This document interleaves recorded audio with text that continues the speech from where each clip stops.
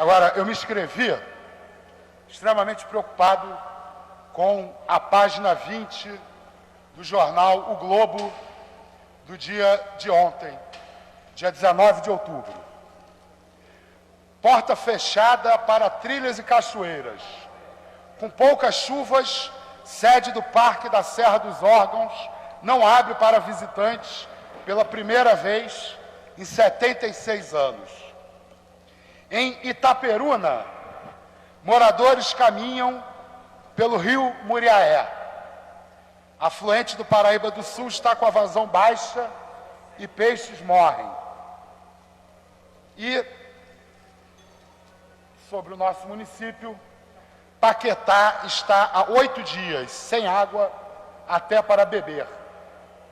São todas notícias que retratam a situação cada vez mais perigosa que nós estamos enfrentando no nosso país, no nosso estado, na nossa cidade, de termos problemas graves com o abastecimento de água. Eu fiz exercício agora no meu gabinete e anotei o que eu consegui me lembrar de cabeça de notícias sobre a crise hídrica e a crise ambiental que foram publicadas na última semana nos jornais brasileiros. Vejam só, tem notícia de que a Prefeitura de Angra dos Reis decretou emergência hídrica no município de Angra dos Reis. Semana passada nós tivemos o dia mais quente em uma primavera desde que se começou a medir a temperatura da cidade do Rio de Janeiro. Terceira maior temperatura de todos os tempos, sendo que os outros 2 dias mais quentes tinham ocorrido no verão. Ontem, Brasília teve o dia mais quente da sua história. Nunca houve, né, a temperatura que fez ontem em Brasília. 20% dos municípios fluminenses estão enfrentando problemas de abastecimento de água. Em 2006, provavelmente 2016, será o 5º ano de seca consecutiva no Nordeste, o que também nunca aconteceu na história. 5 anos seguidos de estiagem no Nordeste. O fechamento do Parque Nacional, eu já falei. Notícias sobre a redução do abastecimento em Niterói e São Gonçalo, que está diretamente relacionada à falta de água na ilha de Paquetá, que a ilha de Paquetá ela é servida pela mesma rede que serve Niterói e São Gonçalo, né? E também tem a ver com o que aconteceu no rio Itaperuna. Ou seja, nós temos várias questões a tratar a partir dessas notícias, né?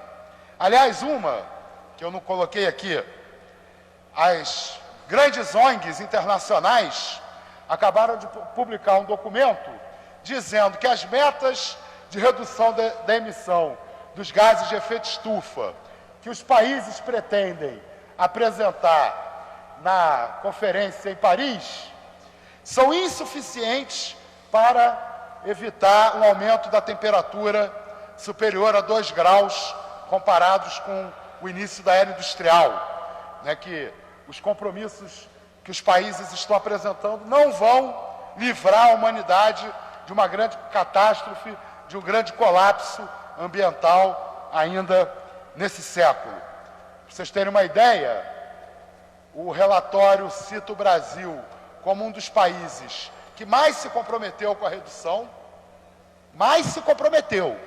Só que o compromisso do Brasil, segundo a avaliação das ONGs, é 60% do necessário. 60%. Estados Unidos, União Europeia, se comprometem com o que as ONGs consideram ser 20% do necessário para se evitar o aumento da temperatura além de 2 graus. E não custa falar. Esse aumento, essa ideia de que aumentar a temperatura 2 graus é a margem de segurança, é o discurso dos governos, dos políticos. Os ambientalistas trabalham com outras margens, com 1 grau de aumento, 1,5 graus no máximo, que seria seguro. Como nós já aumentamos a temperatura da Revolução Industrial para cá, em 0,8 graus centígrados, né? Então a gente teria, na hipótese aí dos governos, ainda a possibilidade de aumentar em 1,2 graus, ou para os ambientalistas, 0,2 a 0,7 graus. Quer dizer, se está difícil cumprir a meta que os governos estão estabelecendo, a meta que os ambientalistas, né, estabeleceram, fica mais ameaçada ainda, né, colocando em xeque a nossa própria civilização.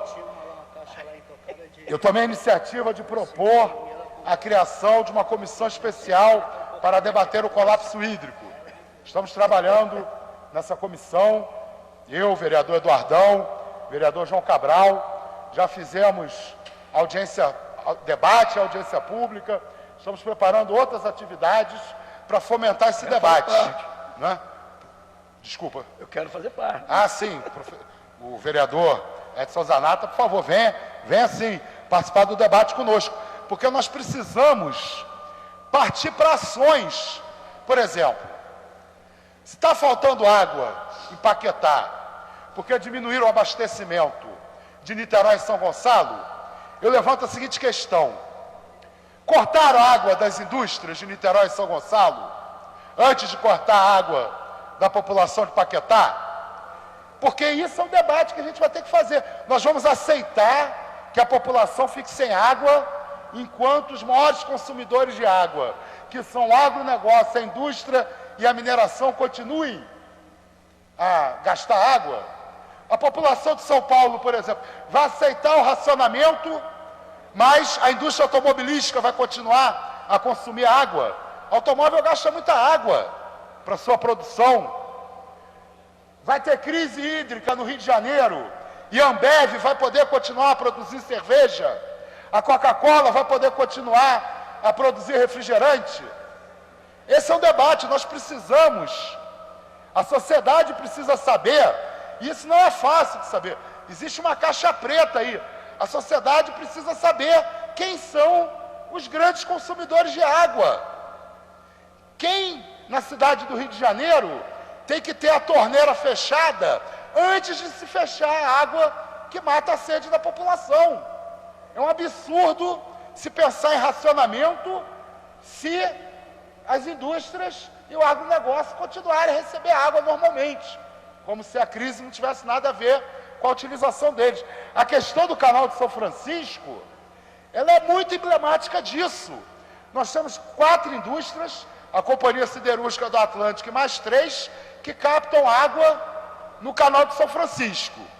Aí, para não permitir que a água do mar entre nas suas tubulações, a SEDAI não pode reduzir a vazão do Guandu mais do que já reduziu.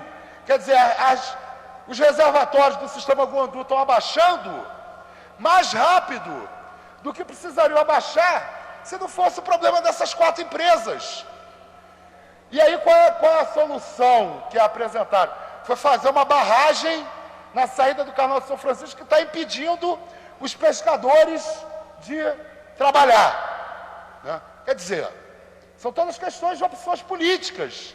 E a sociedade precisa debater para que essas opções políticas sejam feitas de maneira, né, a garantir a água como direito humano. Se há um problema de abastecimento provocado por essas companhias têm que ser levadas a buscar água em outro lugar, de outra forma. A gente não pode permitir que Guandu fique escoando pelo canal de São Francisco para garantir o abastecimento de uma siderúrgica.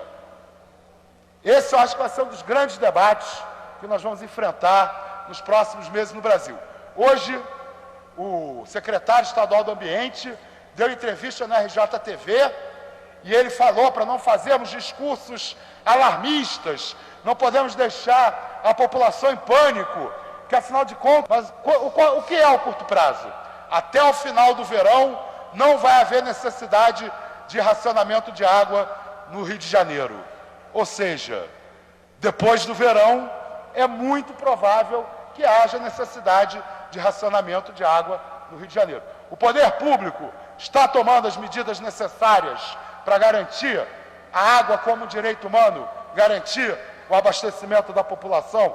Acho que essa interrogação é importante que seja feito cada vez por um número maior de cidadãos, cidadãs, parlamentares, porque senão a crise vai ser mais grave do que as pessoas estão conseguindo imaginar.